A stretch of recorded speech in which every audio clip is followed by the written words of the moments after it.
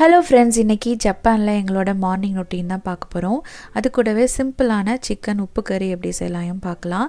இன்றைக்கி மார்னிங் பார்த்திங்கன்னா ரொம்ப ப்ளசண்ட்டான வெதர். அதுவும் எங்களோட பெட்ரூம்லேருந்து அந்த வியூ வந்து சூப்பராக இருக்கும். இப்போ வந்து ஜப்பானில் ஃபால் சீசன் வந்து ஆரம்பிச்சிருச்சு. ஸோ ஆட்டம் சீசன் ஆரம்பிச்சதுனால அந்த லீவ்ஸ் எல்லாம் அவ்வளோ அழகாக இருக்கும். ஸோ அப்படியே நம்ம கீழே ஒரு வாக்கிங் மாதிரி போயிட்டு சிக்கன் வாங்கிட்டு வந்து தான் இன்றைக்கி சமைக்க போகிறோம். ஸோ இந்த வியூ வந்து அவ்வளோ அழகாக இருக்கும்.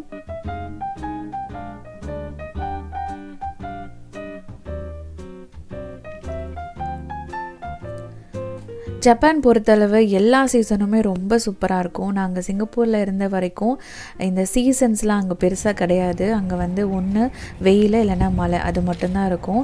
ஸோ ஆனால் இங்கே ஜப்பான் வந்து அதுக்கு அப்படியே ஆப்போசிட்ஸ். மற்ற நிறைய அந்த பக்கம் யூகே கனடாலலாம் இருக்கும். ஸோ ஃபஸ்ட் டைம் எங்களுக்கு வந்து இந்த 4 சீசனும் பார்க்குறது அவ்வளோ ரொம்ப பிடிச்சிருந்தது. இந்த ஒவ்வொரு சீசனுக்கும் பார்த்திங்கன்னா இங்கே வந்து ரொம்பவே ஃபேமஸ். அதுக்கு இங்கே ஜப்பானில் இருக்கிற பிளேசஸும் ரொம்ப ஃபேமஸ்.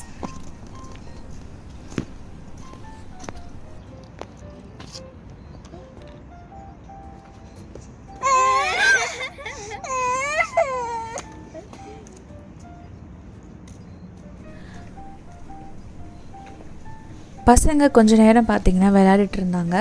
இந்த ரிவர் வந்து பார்த்திங்கன்னா சுமிடா ரிவர். இது வந்து எங்களுடைய அந்த வீட்டு பக்கத்தில் போகிற அந்த ரிவர். ஸோ இந்த ரிவரில் நிறைய அந்த போட் ரைடிங்லாம் இருக்கும். ஸோ அதுவும் பார்க்குறதுக்கு அழகாக இருக்கும். இது வந்து ஒரு வகையான போட்டு தான். நிறைய டைப்ஸில் வந்து போட் ரைடிங் அப்புறம் வந்து ஷிப்பெல்லாம் போயிட்டுருக்கோம். ஸோ அதுவுமே அந்த வியூவும் நல்லாயிருக்கும். ஸோ பசங்க கொஞ்ச நேரம் அந்த லீவ்ஸ் வச்சு விளாண்டுட்டு இருந்தாங்க. அதுக்கப்புறம் வந்து நாங்கள் பக்கத்தில் இருக்கிற சூப்பர் மார்க்கெட்டுக்கு போயிட்டோம். நியர்பை மார்க்கெட்டுன்றதுனால நமக்கு தேவையான பொருள் வந்து ஈஸியாக வாங்கிக்கலாம். ஸ்டார்டிங்கில் கொஞ்சம் கஷ்டமாக இருந்தது. ஏன்னா எல்லாமே வந்து ஜாப்பனீஸில் தான் இருந்ததுனால நமக்கு வந்து என்ன பொருள், ஒரு சுகர் எது, ஒரு உப்பு எது அப்படின்றது நம்ம கண்டுபிடிக்க முடியாது. ஆனால் வந்து கொஞ்சம் கொஞ்சமாக அந்த ஆப்பு எல்லாம் யூஸ் பண்ணி டிரான்ஸ்லேஷன் பண்ணி அப்புறம் வந்து எனக்கு வந்து செட் ஆகிடுச்சு. ஸோ எது எங்கே இருக்கும் அப்படிங்கிறது நல்லாவே தெரியும்.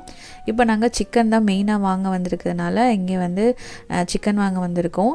ஸோ இங்கே வந்து நான் ரொம்ப பெருசாக மிக்ஸ் பண்ணுறது பார்த்திங்கன்னா சிக்கனில் வந்து எனக்கு போன் பீசஸ் தான் ரொம்ப பிடிக்கும். ஸோ வந்து ஆனால் இங்கே வந்து பார்த்திங்கன்னா அந்த போன் பீசஸ் வச்சுருக்க மாட்டாங்க. ஒன்லி வந்து விங்ஸு, அந்த விங்ஸ் மட்டும்தான் இருக்கும். மற்றபடியான போன்ஸ் வந்து இருக்காது. அதனால் எல்லாமே அவங்க பீஸ் வரிசாக வந்து கட் பண்ணி வச்சுருப்பாங்க. ஸோ அதனால் அந்த போன் பீஸ் மட்டும் கிடைக்காது. அதே போல் அந்த நம்ம ஃபுல் சிக்கனும் வாங்குறது வேறு சில மார்க்கெட்டில் தான் கிடைக்கும். ஆனால் இந்த மார்க்கெட்டில் வந்து அந்த ஃபுல் சிக்கன் வந்து கிடைக்காது. ஸோ நாங்கள் வந்து எங்களுக்கு மட்டும்ன்றதுனால நாங்கள் கொஞ்சமாக வாங்கிட்டு வீட்டுக்கு வந்துட்டோம்.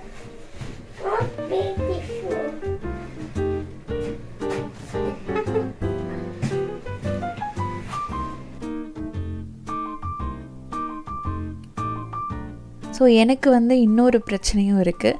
நான் வந்து இந்த சிக்கன் எல்லா நான்வெஜ்ஜும் நல்லா சாப்பிடுவேன். ஆனால் வந்து எனக்கு இந்த க்ளீன் பண்ணுறது பார்த்திங்கன்னா எனக்கு பிடிக்காது. ஸோ நான் அதை வந்து சிக்கன் ஆகட்டும் மீனாகட்டும் அதை தொட்டு வந்து க்ளீன் பண்ண மாட்டேன். ஆனால் மசாலா போடணுன்னா மீனுக்கு மட்டும் போட்டுப்பேன்.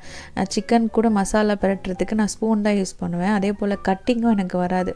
எனக்கு எங்கள் ஹஸ்பண்ட் தான் ஹெல்ப் பண்ணுவாங்க. ஆனால் இப்போது வந்து நான் தான் செய்யணுன்றதுனால நான் கவர்லாம் போட்டு சிக்கன் வந்து க்ளீன் பண்ணிகிட்ருக்கேன். இந்த மாதிரியான ப்ராப்ளம் யாருக்காவது இருந்தால் கமெண்ட்டில் வந்து சொல்லுங்கள். இது வந்து ரொம்பவே சிம்பிளான ஒரு சிக்கன் உப்பு கறி தான். இது என்னோடய ஸ்டைல்னு கூட சொல்லலாம். இதுக்கு மெயினாக வந்து இஞ்சி பூண்டு பேஸ்ட்லாம் கிடையாது. அந்த பூண்டு மட்டும்தான் வேணும்.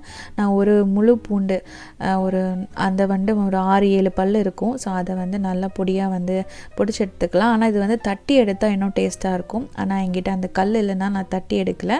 உங்ககிட்ட இருந்ததுன்னா அந்த மாதிரி நீங்கள் பூண்டை வந்து தட்டி எடுத்துக்கோங்க. ஃபஸ்ட்டு வந்து நல்லெண்ணெய் ஊற்றிக்கலாம்.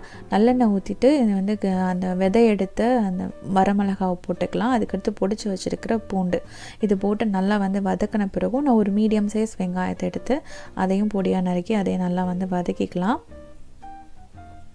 இங்கே வந்து எங்கிட்ட காஞ்ச கறி லீவ்ஸ் தான் இருக்குது. ஸோ அதை நான் சேர்த்துக்கிறேன். உங்கள்கிட்ட ஃப்ரெஷ்ஷாக இருந்தால் அதையும் சேர்த்துக்கோங்க.